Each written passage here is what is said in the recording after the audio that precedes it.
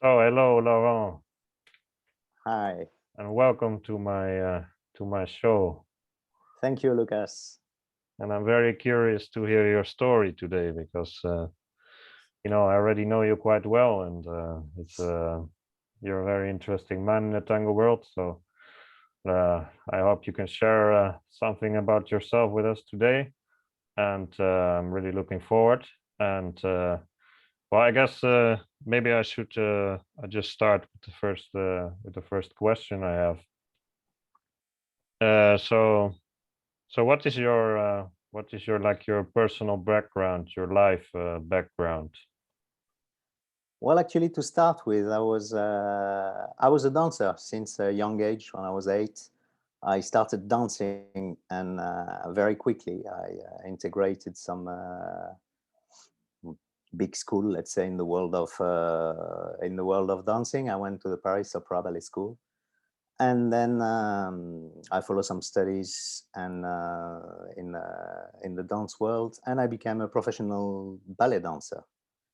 So with this, actually, I had the opportunity to find jobs in different places, change cities, change countries, meet a lot of different people. I work in the Netherlands in Scapino Ballet. I work in Switzerland, of course, in France, in Belgium, and so I had quite a long career for 20 years in the ballet world to start with, and then I moved more to ballet theater, and then I changed a little bit for repertoire, a little bit more modern, then a little bit more contemporary at the end, and I ended up my career, let's say, in Nice with a friend where he was the choreographer, and we built a small contemporary dance company, and I assisted him as a choreographer, and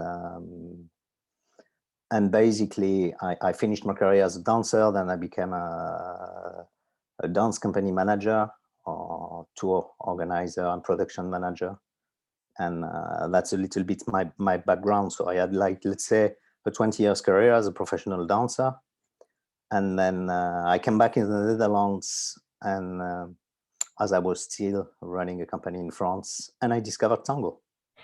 So that's my a very short sum up of my So experience. before me move into that, I don't think I understood completely. Like, were you originally trained as a classical, as a ballet dancer, or only as a Yes, modern dancer?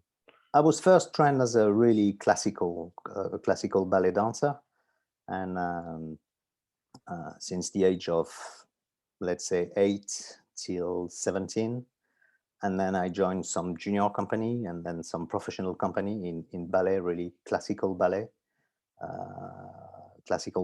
and as it is went into time, the repertoire you're doing goes from let's say really classical pieces to neoclassical pieces to more modern pieces to more contemporary pieces.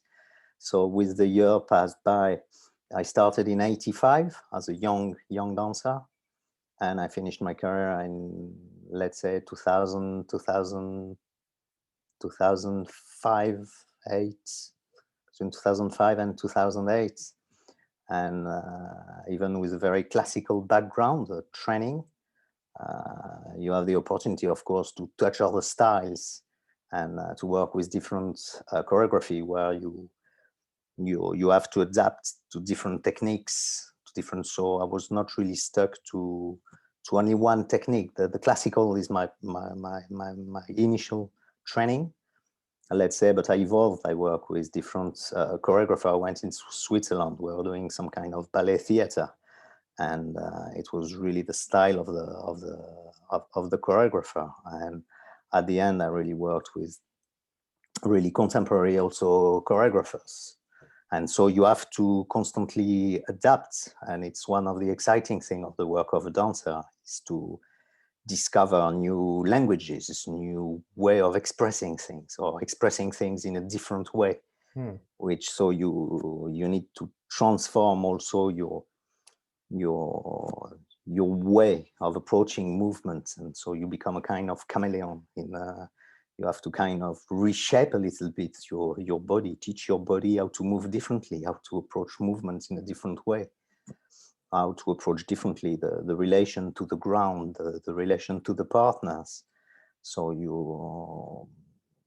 you have to adapt, and that's a very nice part. I always found I'm a curious guy, so it's a very nice part of the evolution of a dancer, is to have the ability to meet different styles in this professional environment, and you have really styles where you it's really hard work to get into it, and some other styles where you really find that it's really suits you, or you find really your way.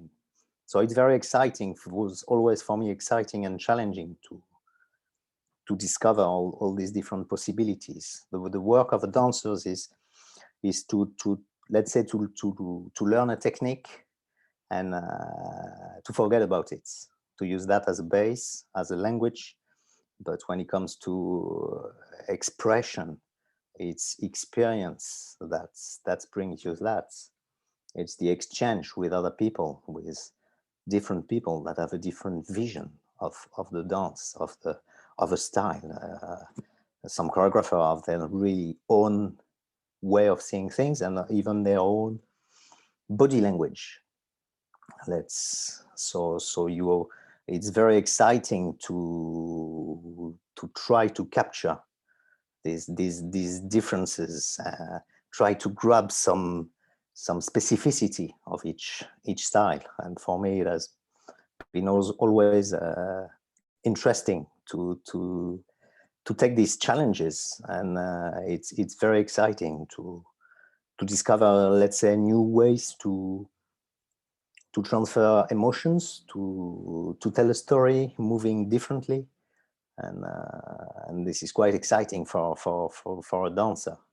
It's like musicians that are playing different styles of music, or that discovering a different way to use their instrument. And this is very, for me, this gave me this opportunity, and this, I always had this desire to grow my curiosity. And then I traveled a lot. I changed very often of companies. I wanted to discover something else. I had sometimes the feeling that, okay, maybe I think I've not seen it all, but I think that I'd like to discover something else, and I know a place where they do something I'd like to discover. So that's what kind of was my motivation as a dancer, as a young dancer. You know, you have a limited time, you have a short career, even though I had a career of a bit more than 20 years, but it's still short in time. And also your body has its own limitation when you're starting to arrive to a certain age.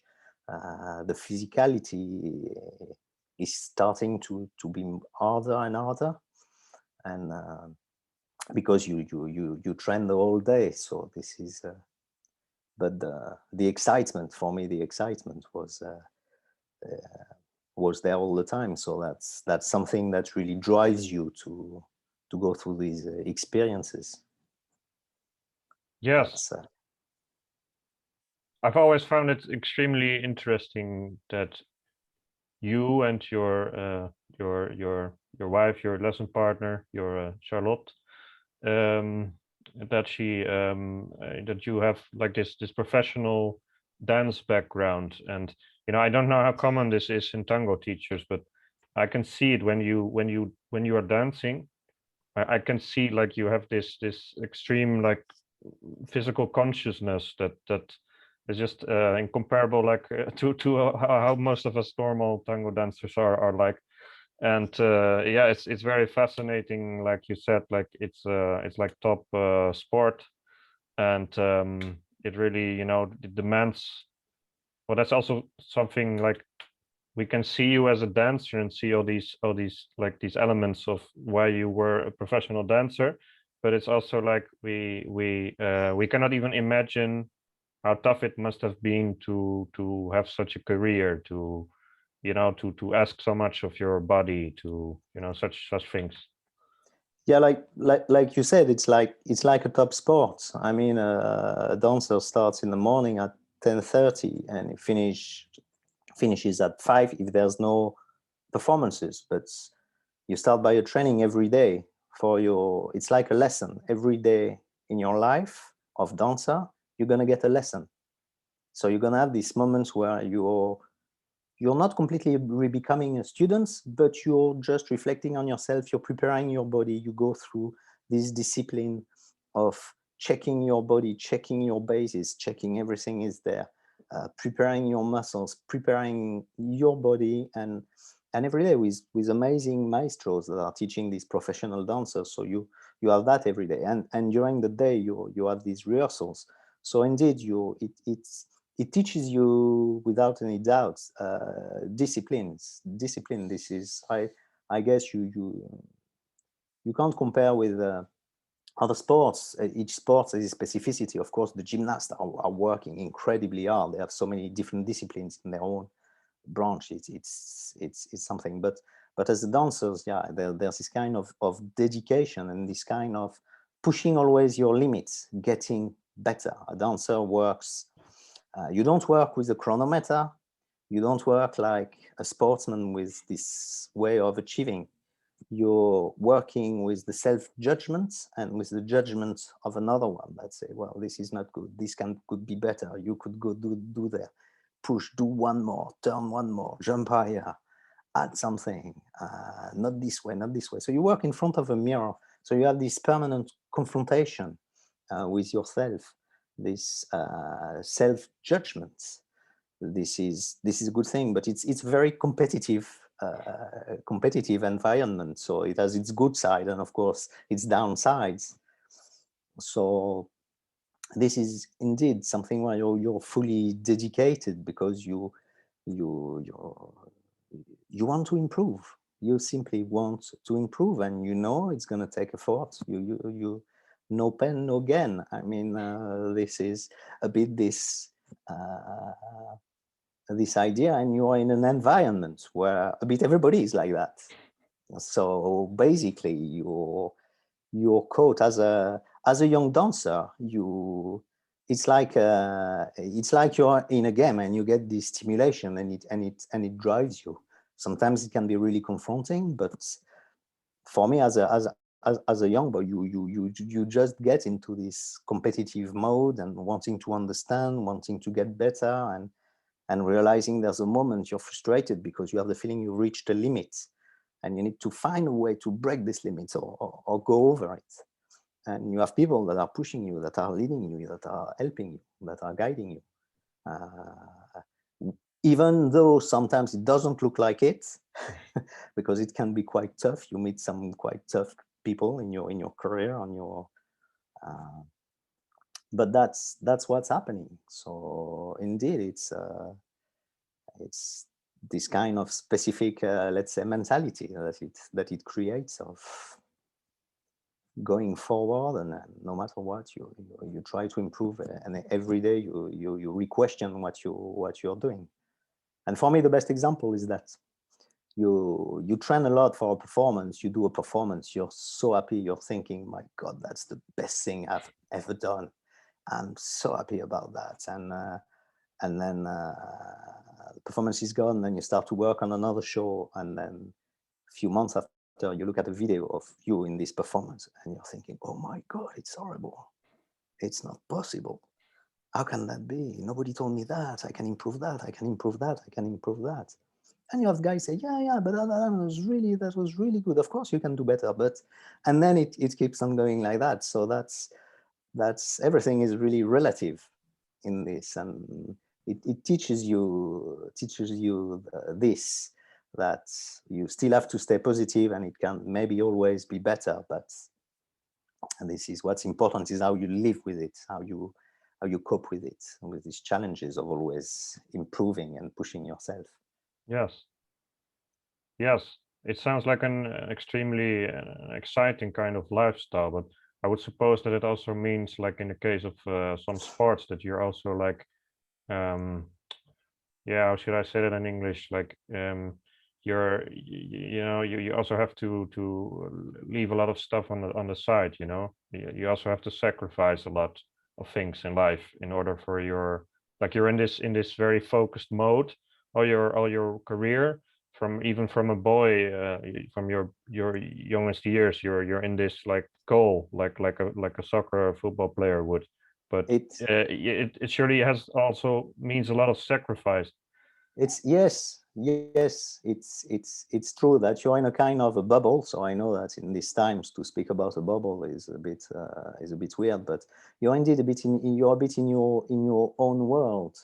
So sometimes it's difficult for the other your friends outside of that are not to share that.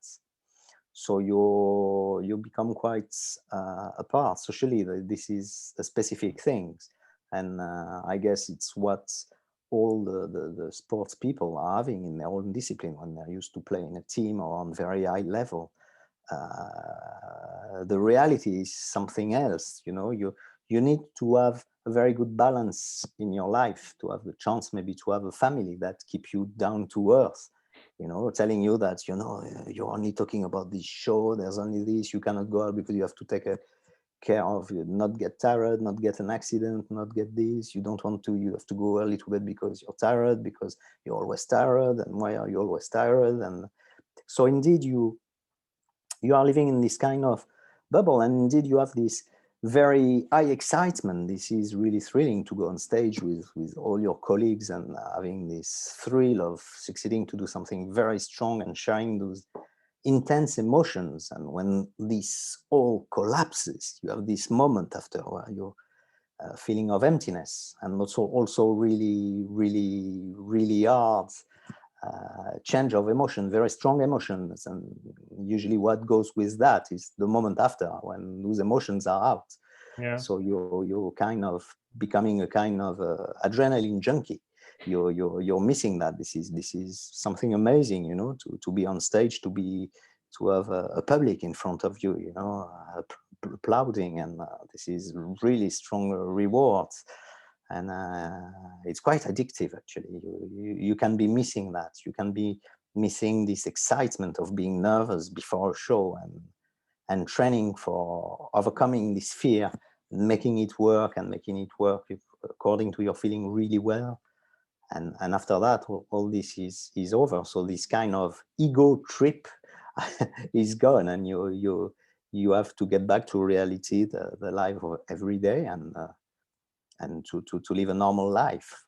I mean, this is what it does. But indeed, yeah, with the friends, with the family, yeah, usually it's a life a bit apart, a little bit on. So yeah, there are some sacrifices, and it's hard to share that with people that don't do that, because you're really boring to them. You only talk about the same things, and you.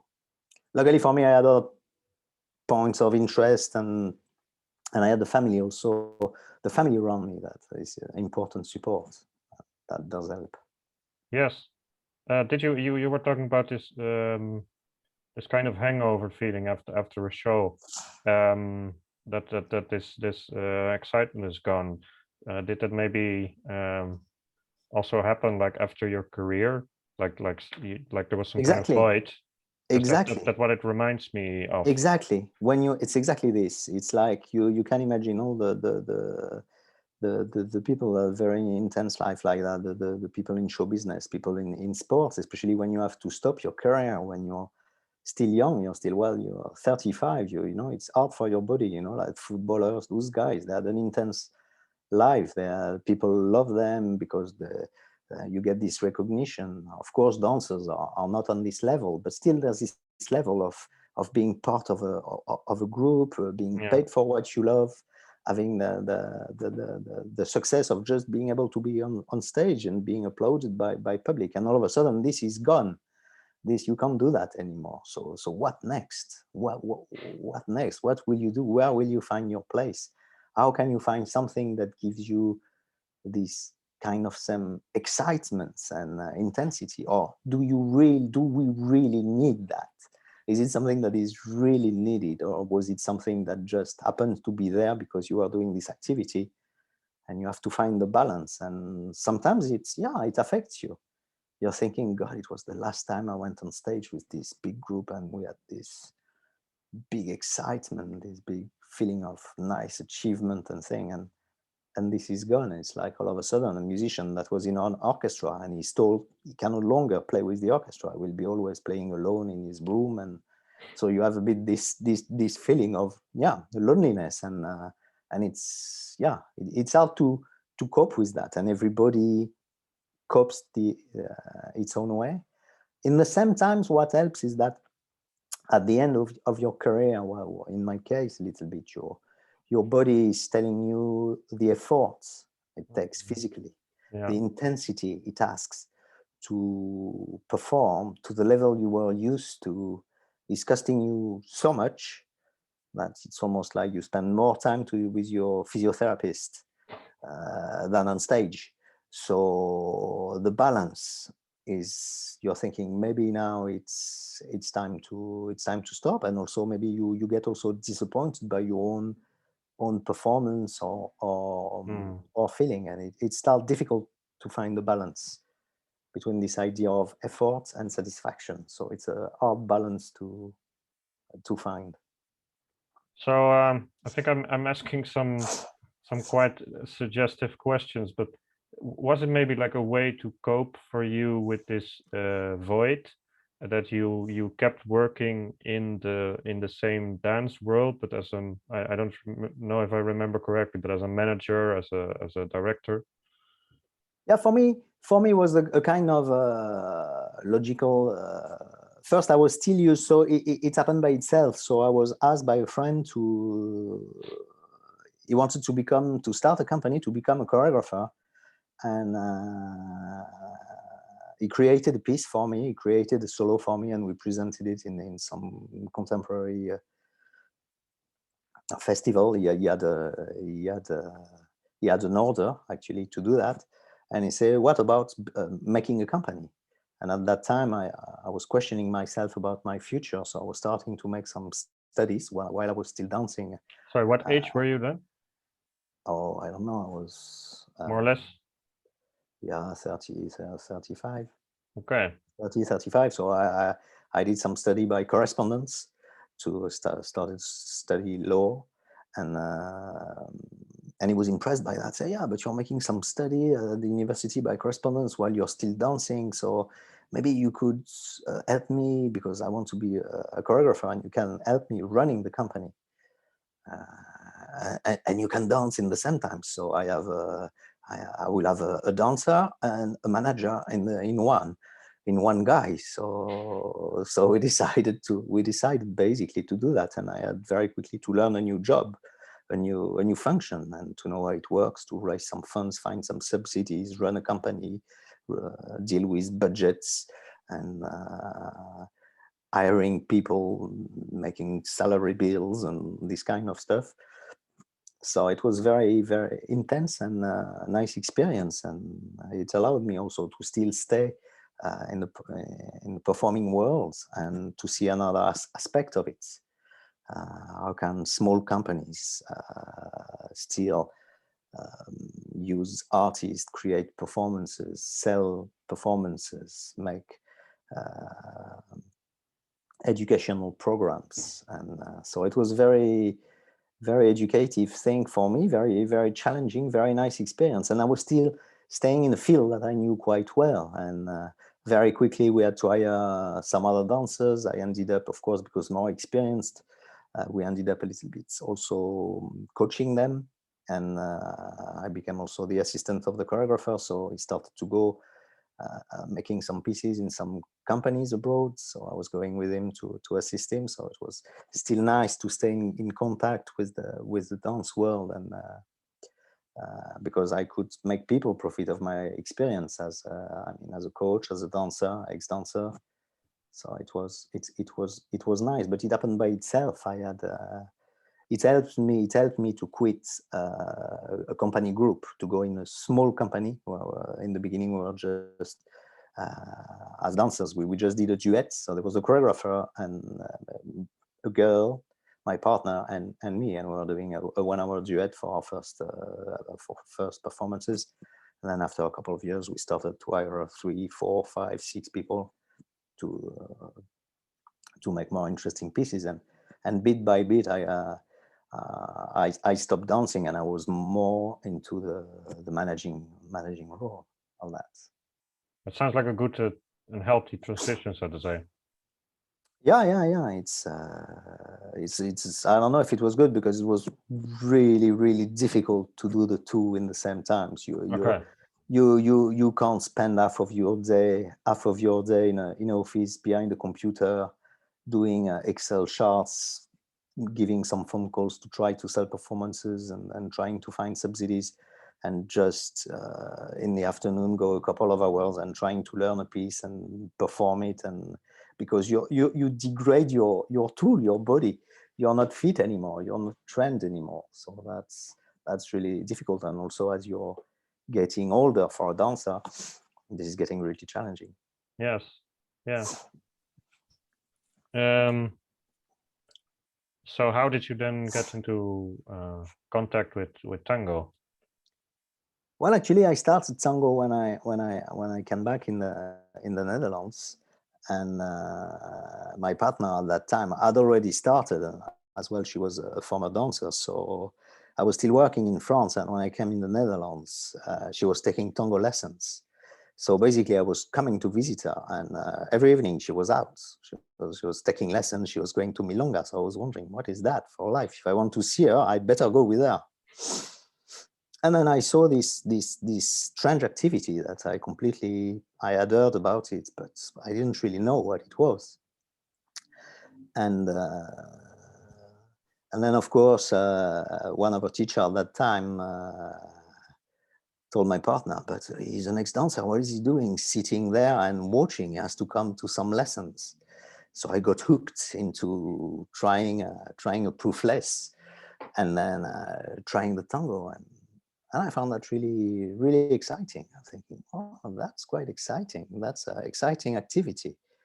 And I was really curious, really curious about, as you have a professional approach, you have the feeling you've lost the idea, where does dance come from? Why this need for dancing? It's for you like an activity, like a sport, like something you've been training, you've been disciplined to do. You had this this desire to move, this personal desire to move since a young age. You wanted to express yourself, and the movement was the tool for you to do that. But when you go in a room and you see adults dancing, you're thinking, well, why would those people dance? Why? What drives them? And I found that really interesting to try to understand as a young adult what can bring all these people to dance. And as you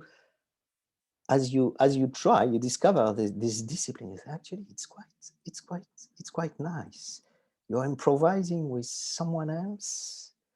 You have this music that are quite strong. There's quite a lot of different moods, a lot of things. It's quite rich. It's quite complex. It's quite, and then you have in the same times to take care or to understand what you can do with someone else. So the complexity of these things, and this kind of cultural activity really completely took me, and I got really curious. And of course, as a dancer, you really want to take this challenge, because you're still using your body in a completely different way.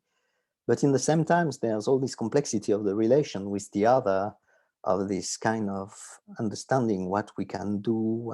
There's still a language. It's still there's you cannot do anything, even though it does exist also to kind into improvisation and things. But I found a kind of frame, a kind of and I found that really exciting to try to understand, how does that work? What is this way of dancing? What is this? I like to understand that. I like to understand how it works.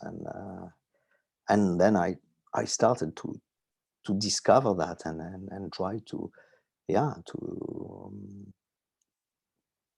do I say, to learn, and to take this challenge.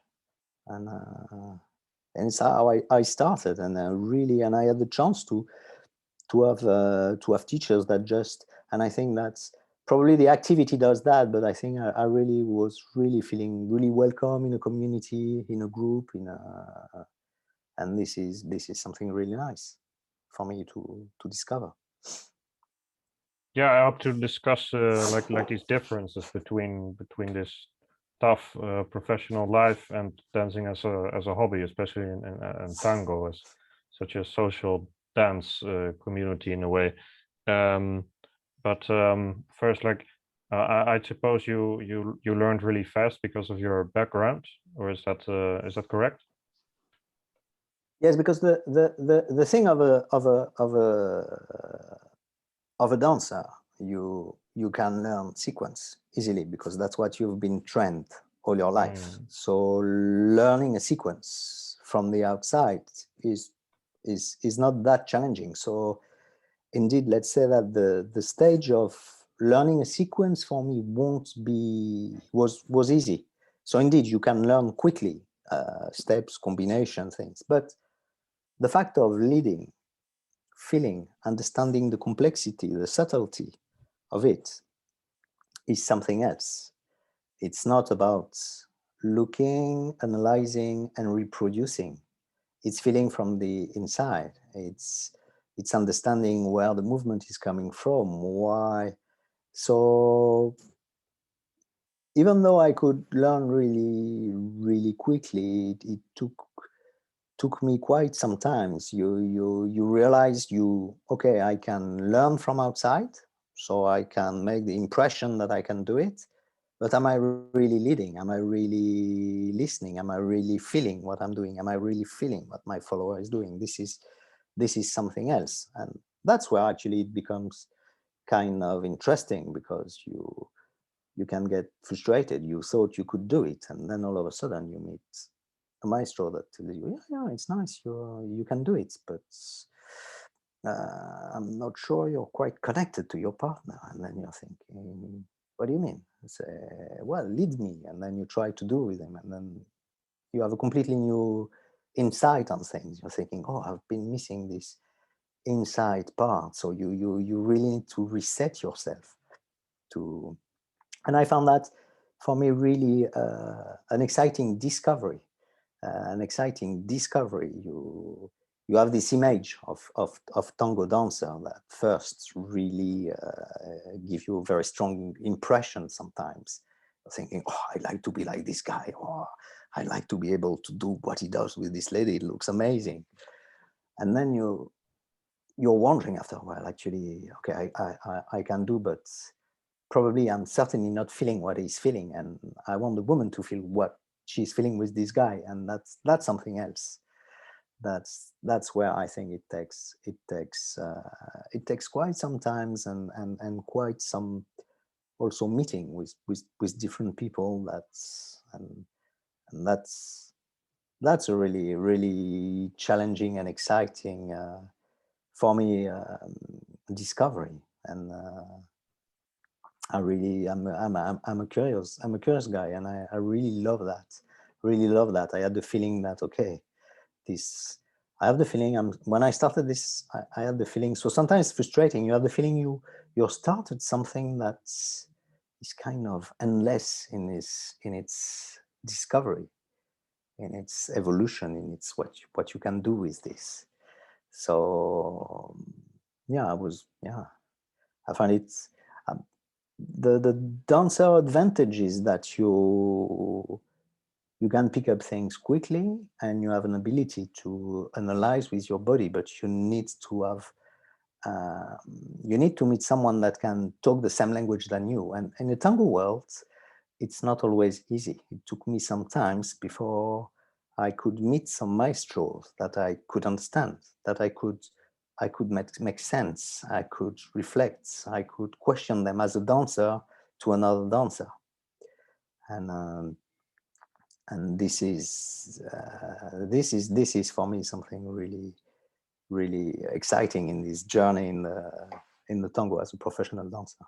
But it's really funny because I met some Argentinian teacher that say, oh, classical dancer never make good tango dancers. So it was really exciting. So I was really, first time I heard that, it made me smile. And I'm thinking, oh, nice. I want to take this challenge. I want to prove him wrong.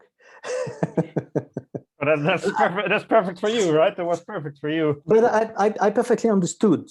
I Yeah. perfectly understood also what this person meant, because if you consider only one technique, as classical dance indeed is one technique, but if you consider only one technique, you can be highly specialized, but it might be in the same times your limitation. Sometimes you have to open your way of seeing things to be able to improve, even in your own specialty, even in what you're doing. So if you're only stuck into one style, one only vision of movement, that can go against you. So in that aspect, I'm kind of completely agreeing. But it was interesting remark from his point of view for me. Yes. So you were actually you were talking about like this connection with a dance partner in this like couple dance was something new to you, but it also sounded like it's maybe a bit complicated to explain, but it also sounded um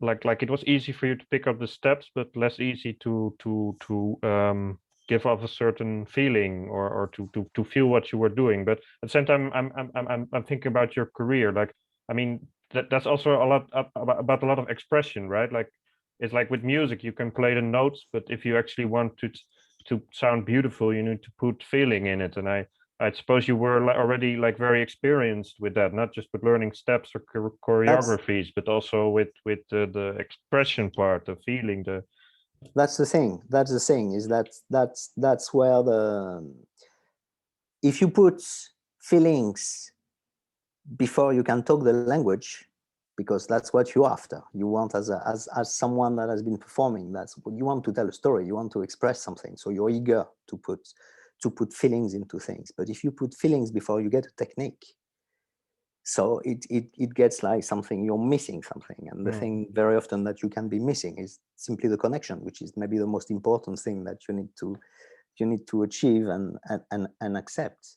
The thing, as a dancer, compared to, let's say, average person that never, we have no problem into physicality, into physical contact with other person, with other men, with other women, because in your job, it's like actors. You can be very close. So there's no, for me, or taboo or psychological barrier or hesitation with that. But it doesn't mean that you, so you have a kind of approach with physicality, with a physicality, but sometimes with too much physicality, you're less sensitive. And you need to reset yourself, not as a dancer, but as a human being, mm, trying to bring someone else to move. So you have to change this idea that you have to go, first of all, for the emotion. You have to accept to become neutral. And this is the difficult part for, I would say, for a dancer. The dancer wants to put feeling and intention and things, intention and I would say moods into things before you are really neutrally able to feel the mood of the other, to feel what's happening, and to slowly build up until you can reach maybe this idea. So that's it's really hard to talk about technique and things, but you really need to learn this language, this simplicity of feeling the other, feeling this change of weight, and finding the beauty into that, instead of going straight away for, let's say, this idea of this kind of stage tango, or straight away. You need to, at the beginning was not that. At the beginning was a social activity. People were just dancing, whatever age, whatever experience, whatever. So you need to be able to share that in a nice way. And that's where you have to reset yourself. And for a dancer, it can be really confronting, because you still have this brain that's wanting you to perform. Yeah. But the performance shouldn't be for outside. The performance in tango should be first for inside. And if it's really working well, that's how eventually it will radiate. But this approach that I think the dancer must fight. And this is the disadvantage for the dancer, is that to want too quickly to have the idea they can do something flamboyant before they can even do a proper walk or proper simple things. But that's really, you have to fight against your desire to, you have a kind of reptilian brain that wants to bring you back on stage, but it's not the stage anymore. This is something else. And that's where you have to reset yourself. It's challenging and exciting. Well, that's super interesting. If we have some time left, I'll definitely want to know more about how you experience the dance nowadays, not just in the beginning, but nowadays. But I'm also very interested in you being a tango teacher. Like, how did that happen? And what does it mean to you to be teaching, like, for example, like normal people who are not professional dancers, to be teaching them something like tango, which is actually a social dance for everyone. So these things are what I'm very curious about. Yeah, we became teachers because we were, I think, because we were ex-dancers, and because we've been asked by our teachers, do you want to help us because we have too much work? Would you like to help some beginners dancers? Say, oh, we don't know, we don't feel experienced enough, we don't know enough about tango, but well, if it's just beginners, maybe we can't start. So we can try. So in the beginning, we are ballet, me and my partner, we're ballet teachers, we are ballet coach, we can do that. But in the tango, we really felt that it was not our place. So we felt really humble and said, okay, if we do that, we need really to know what we're talking about. We need to start studying. We need to take more workshops. We need to go everywhere, to take all the class we can. We need to, and so that we had a kind of beginning trying to see how to do that, how to teach, what to start with. And for me, it became also the fact of having to teach became a way to reflect on what is tango, how does it work, how should I, where do we start with, what is important, what is it to be taught, is it steps, is it where do you start, where do you go? So you need to make your own research, I would say, your own homework. And also it teaches you about yourself, about your own tango, and you're thinking, God, I have to improve my own tango, I have to understand better what we're talking about here. I've learned maybe in a certain style, and maybe I need to discover other things, other way other people are teaching, to try to understand that. So for me, the the teaching has been a really interesting journey into learning about tango, learning how to teach tango, observing also the evolution of the teaching of tango, because we've seen that. We're quite curious. We went to Buenos Aires in 2010, we went back in 2015, and already we've noticed that an evolution in the teaching, in the way people are approaching, in the way people are explaining it. And in the early years, there was no explanation. The old maestro, they couldn't explain what they were doing. They were just doing it. People were copying. So basically, the old maestro were not really teachers. They were examples. Their students had to become teachers because they learned from them by copying, and they were starting to make sense of it.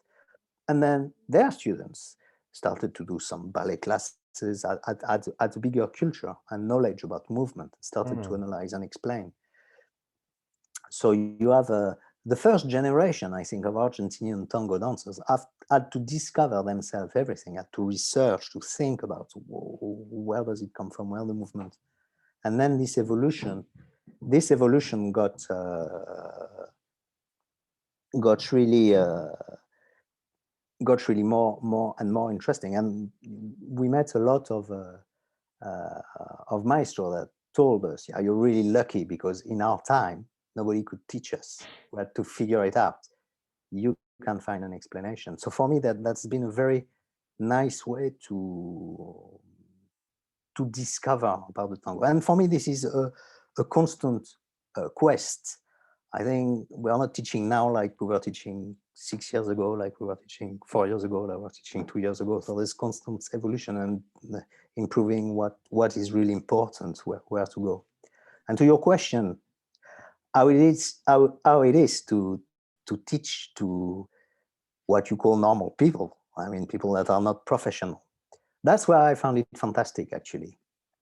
I found it fantastic to have these people that coming from different background experience, some people really well educated, some people having physical work, all coming somewhere to accept to be a beginner, which is quite extraordinary, to accept to be a beginner, to accept to be clumsy, to accept to be confronted by someone else, because tango brings you in front of a partner and you have this psychological relation to find, you have this, and to see what it makes to the people, what it gives the people when they start to do that, how it changes people. This is for me the most amazing thing. What brings people to dance? People that their whole life maybe did a little bit of ballroom when they were students, maybe did party dancing, but very often people just discover a completely new universe. They discover themselves, they discover their body. It puts themselves sometimes really understanding things and giving them feeling they never experienced in their life, about enjoying their physicality, their sense of movement, the fact of putting their body with the music. Strange concept, but this is all of a sudden having a direct impact. And for me, this is something extraordinary, because this is kind of the origin of this feeling why some people want to move and have this desire. You have people that are really physical, that are really, you see them, they want to hug you, and you have people, they're really warm, nice, but they physically, they don't come close to you, they hardly shake your hands, they're really staying distance. And when you see that, the tango has this capacity to for those that are interested and accept this challenge of discovering the fact of moving together, improvising, walking together with someone, and gaining the trust, the confidence that they can do it, that it can work. It's something so rewarding, and for me this is really a kind of amazement. As a professional dancer, you don't see that. You see people trained, determined, with very strong mind. They know what they want. They know what they are looking for. They're taking everything they can take for. But they are already made their journey into the movement. They can express themselves. But when you see someone that all of a sudden really flourishes, changes in the posture, in the behavior, in the social behavior, this is something quite, for me, this is quite something extraordinary. And also the fact of what tango does, I think, in the lesson, what I've experienced is that it creates community, creates Oh, people that were, so there's a nice side to it. It makes me think always of this, the origin of tango, you know, these migrants that were there alone, that's working hard and arriving in Buenos Aires and just creating, gathering to have this music, singing, dancing. There was short of women, there was this kind of things. This, I always have this kind of idea of kind of people alone that go together and share something strong. And that's what you see when you see a community growing in front of your eyes. And for me, as as a teacher, sometimes in the beginning I say, well, I don't know if the way we teach is good, but at least we do something. We put people together, mm, and hopefully, maybe better. Later they will find better teachers, or they will develop their own way. But you see a community. You see the first lesson. Everybody is nervous. They don't do, and after 3, 4, 5 weeks, they're all there sitting at the table, having drinks together and talking together, and they can't wait for next week, and then you receive messages. Yeah, it's so great. It changed my life. I had no idea. It was so nice. It gave me. You see, women changing in their posture, in the way they gain confidence. I know it's strange to say that in Holland, where the women are quite strong and quite decisive, but you see them developing a feminine side. You see them getting a little bit softening, and really taking such a pleasure and joy in allowing these moments and even the guys, the guys gaining confidence, gaining kind of peace and socializing better, I think becoming better person, just simply as that. And this is so nice to see that you have been kind of part of that. This is, for me, this is a fantastic thing. Apart from all the technical aspect, from the teaching, the how, the what's, but this is, for me, this is really, really, really touching. We always have this discussion about, yeah, maybe we should teach really advanced dancers or things like that. But in the same times, you're thinking, why? When you see what it creates, because it's quite magical to see a group of people that have never done that, and to try to help people to get inspired and excited. For me, when I take a workshop, I'm like a kid. I'm like a kid in a, I don't know, in a candy store. I'm really excited.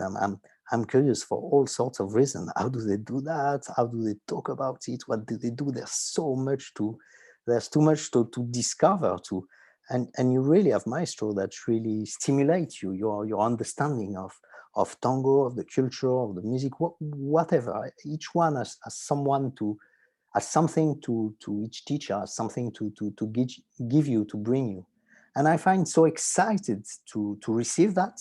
So for me as a teacher, what I'd like to do is I had so much excitement with all the teachers I took lessons from, and so much happiness in discovering, and all of a sudden, having, I never understood that. Now it makes sense. The way this guy is saying it. Probably I've heard it 20 times, but this guy, I can make sense. I can feel that in my body. Oh, what a fantastic discovery. I have to share that with the other. I have to explain that. It is amazing. And to this excitement that I have to be able to see that I can transmit it, I can give it to other, and I see it works. And the people getting excited by discovering things. And it's like, yeah, it's nice to do that. Yeah, it's super nice. And this is really a precious thing for me to share that. And basically, I have that feeling that tango is about that. It's everybody coming to a place and want to share, a little tanda with someone else, and a little change of experience in your life, maybe with someone you will never see again, and you just have this little moment, and this is quite nice. Yeah, and it's so different from your competitive professional career, which is hard to imagine for many of us. For you, it must be like even more special, considering how different tango is from what you are used to. Yeah, but absolutely, you have to put things in context. What is probably what will stay. Maybe it's the way how we are satisfied about what we do.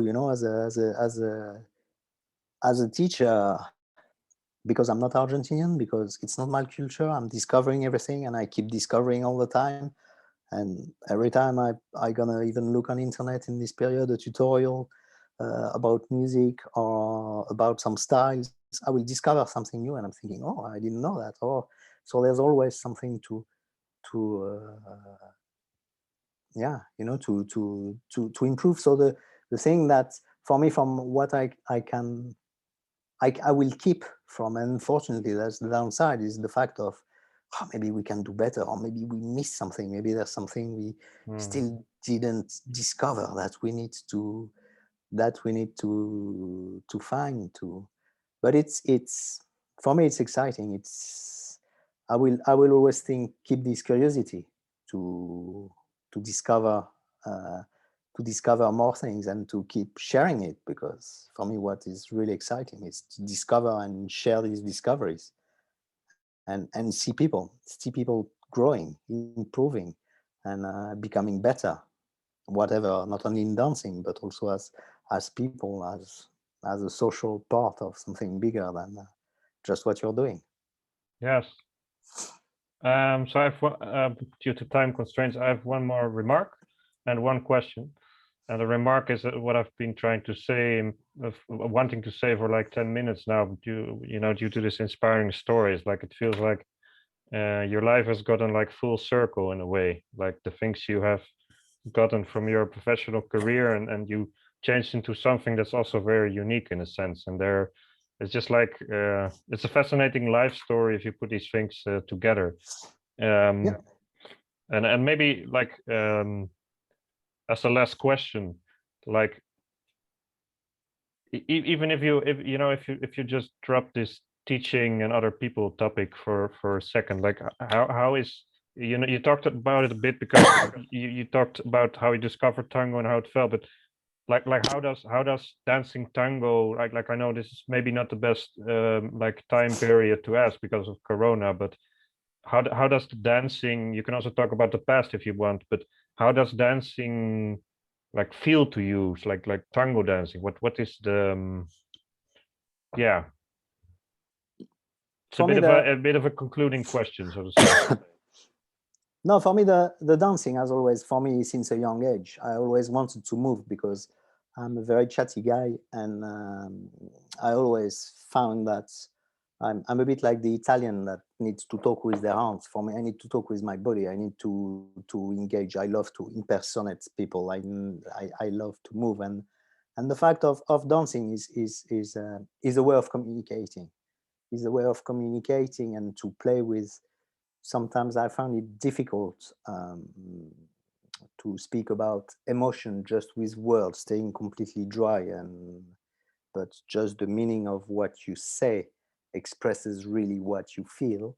I'm thinking that with the movements, this is what it brings me, is this kind of expressing and going through different moods, way of expressing. I want, you want to connect with people, you want to touch people.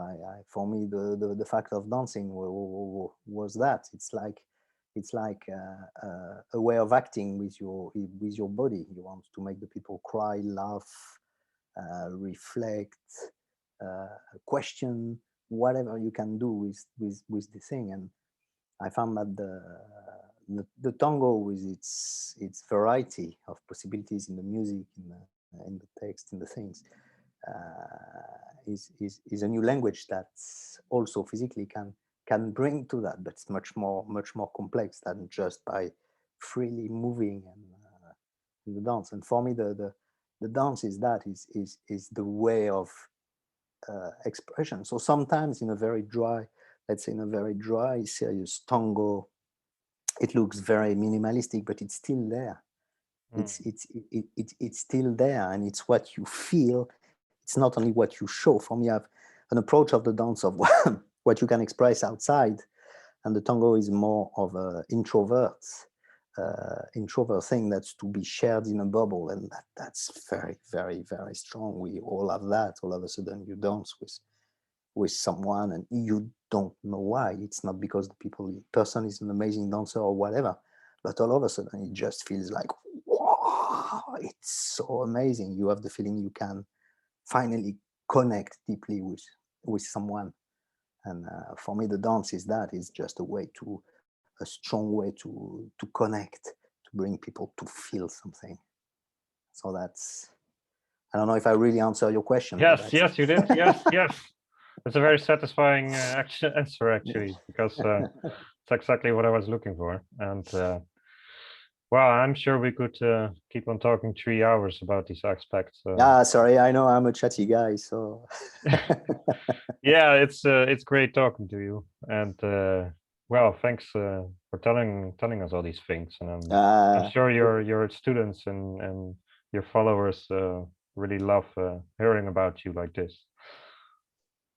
Thank you, Lucas, for giving me that opportunity. Really, really nice for you to do that, to question all these interesting people that I've seen on your channel. So that's really nice.